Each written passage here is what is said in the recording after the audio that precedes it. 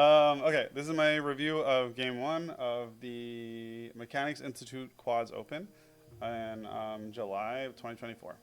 Uh, so this was at the Mechanics Institute in San Francisco, which if you haven't had a chance to go there, you should 100% go there. It's like one of the coolest places I've ever been. Uh, it's like this old building in San Francisco downtown, with just like all like white marble floors and like this like spiral staircase.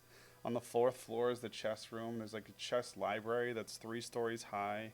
Um, when you go up there, all the boards are like custom. Um, by that I mean like the tables. The tables themselves have the boards etched into them, and the pieces are all wood, and they're carved and they're on there, and there's like 50 boards. So it's just like really cool. Just such a cool place to be and to play a tournament. I'm playing another tournament this coming weekend, so I have some studying to do. But anyway, this tournament went okay. There was a lot of really good players. There was, 5 or 6 people who are masters. The Mechanics Institute is known for having a lot of GMs come out of it, a lot of masters come out of it. And it was really awesome to get a chance to play there, and I'm excited to play there again next weekend. Luckily, this was a quads tournament and not like a standard tournament, because I got paired with people around my rating, because obviously a master would fucking wreck me. This is a little bit shorter than I like to play in person. It was G30 D5. So you have 30 minutes and then a 5-minute delay.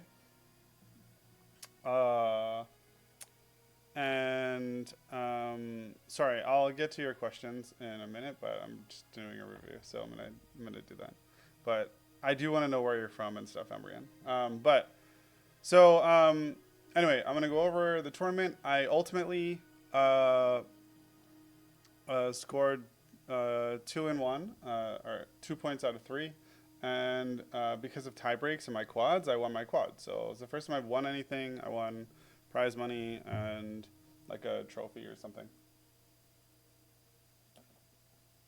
which was cool. Though I didn't play very well, I should have won the third game. And I'm really frustrated that I didn't.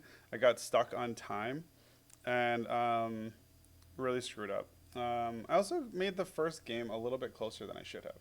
But let's go through it. So game 1, I was the white pieces. I'm 874 versus Brian Langendorf. He was 670. I really didn't want to lose to this guy, but he was a very like thoughtful, calculating person, and I think that hurt him in the end because he only had 30 minutes, and so he got himself in a better position early mid game. But then when it came to a time scramble, he just made some mistakes, and then followed by like one massive blunder that just finished the game. So, he had 20 seconds left on his clock, which, is really hard. Is the starting rating in the US 999? No, it's not. USCF will start you however you perform in your first tournament. So, my first tournament was 870. My starting rating was 874. It's just whatever you perform. Like my daughter, for example, also is 5, and she plays chess. And she plays chess tournaments. But she's 5, right? So like her starting rating was 380, and then she played one more tournament, and now her rating is like 290, right? So like it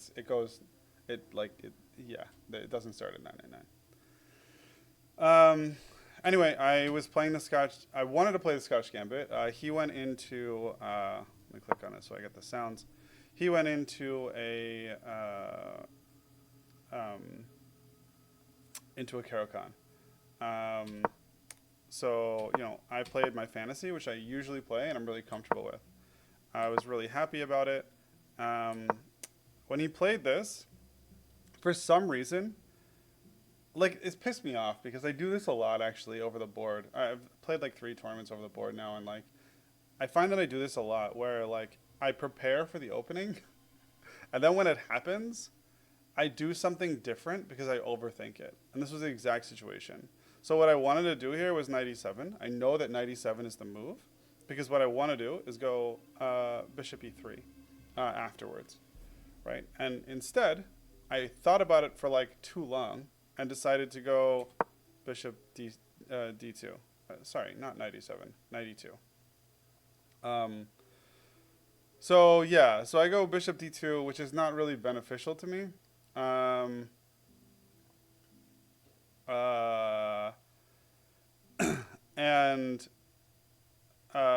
this allowed him to start pushing and making my life hard. And then I decided that I was going to start trying to play the opening properly. So I was like, oh yeah, this is why I do this. I should already have my knight on e2, and my bishop should be able to come out to e3 now. But instead, I got stuck in this position, and I had to take here. And then when he took d takes e4, I couldn't take back. So my whole center got ruined because I basically had to just guard, right? There wasn't, no, apparently there was some things that I could do. I had like some tactics, etc. But apparently like I can take this because I don't know, if he takes here, then I have like some sort of thing over, I don't know. It was complex. I didn't look into it. I just know that like in the time I was frustrated. So he took, and I took my b pawn, and I wasn't too concerned about this. Like, this is a perfectly okay situation. It wasn't the worst. Knight e4, queen d4, c3. Yeah, that's what it was. Yes, correct. It was, yeah, the tactic's this. Right, yeah, because if queen takes, then I fork and I get my piece back. Now, granted, I get my piece back at the expense of a rook, or expense of a pawn, so it's not like ideal. I still like maintain my advantage, but like either way, I didn't find it in the time given to me. But I was able to basically just solidify it and just be comfortable in this situation and remind myself that like I lost my whole center, and the reason I don't do this is because I don't want to lose my whole center. And that I should follow my opening prep. Like, why would I opening prep and then not follow it? So that was annoying. Not gonna lie. So he takes, I took.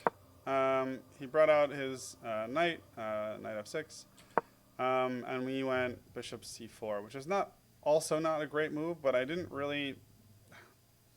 want to just take here, even though I probably should have. And I didn't know how else to develop my bishop. I didn't want to just put it on e2. I obviously can't put it on d3, and I didn't want to bring it out here. Because I didn't want to end up having to trade bishops. So I put it there. It was not ideal. That was my thinking process at the time. I'm still learning. I get it. So he castles. And here I probably should have taken. Yeah, it does want me to take f takes e. Here there are no reason not to f takes e. But my thinking process was, you know, I'm going to trade. Or I'm going to castle. And then hold f takes e, or e takes f. And I'll just take it back. It's kind of a dumb idea because I'm just like sacrificing a pawn at that point instead of at least doing something and then, you know, challenging. He has got to move his knight, and then I can castle. And the same outcome comes, except I don't like sack another pawn.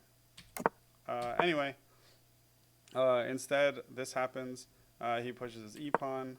I bring my knight here. I'm basically threatening this, right? My idea is, you know, if he takes me and I take back, his rook is pretty much stuck. I can trap it with my bishops. If he doesn't, I can take, and he takes back, and then I can take his rook. Of course, he does have one defense, which is to bring out his knight. And he finds it, so I was kind of like, oh, that sucks. I took his queen anyway. And then my idea was this, that, you know, if I take his queen, and I can come here, and maybe I can ruin his pawn structure, and it'll help me later in the game. So he took, and I took, and this is kind of like a weird decision. I thought about this for a minute, and I probably just should have taken here. There's no reason not to just take, or even take this way, because this isn't going anywhere. But I guess I got concerned that, like, if I take here, he's going to get a chance to move here, and then I've got to defend this pawn, and then I'm not going to get a chance to do anything here, and this bishop's just kind of stupid. But this bishop defends this. So I don't really know what I was thinking. I was just kind of like, you know what? Who knows? So he just takes here. I obviously have to move, right? Like, there's no choice.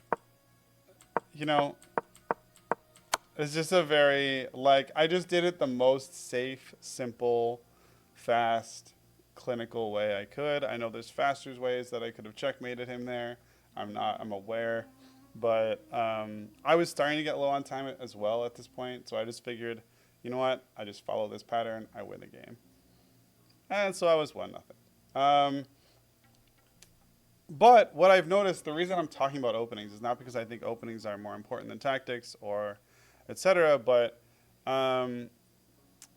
one of my strong suits when I play games is I'm usually, or particularly online, is that I usually know more theory than my opponents and I get into a winning position. And so usually what I need to do is not throw. Online, that's a big problem that I have. I throw games where I have winning positions. Yes. Yes, I do. I have prepared. I do know it. I just didn't do it. But the thing with online is that's weird, or the thing with in person that's weird is unlike online, I always like, I don't know if it's like panic. It's not really panic. 'Cause I'm calm. I just overthink it. And I don't play the opening that I'm supposed to play. So it frustrates me because I do tactics, but then I put myself in these really bad positions. And in person, I have to try and come back from losing positions instead of like what I normally do in online games where I have a winning position. I have to come back. I have to just not throw. Because not throwing is a lot easier to do than coming back from losing positions. Like, even though there's tactics available, et cetera, yeah, it's frustrating to me that, like, I study my openings before I go, and I know them really well, and I play them perfectly in online, but then, you know, like, I go and play in person, and I just, like, overthink it and do it weird. Anyway, that's something that I've learned. Also, I need to stop creating like pawn islands because that's another problem that I had. So that's the end of game 1. There's 2 more games, and I will set it up real quick, and then we'll go through those.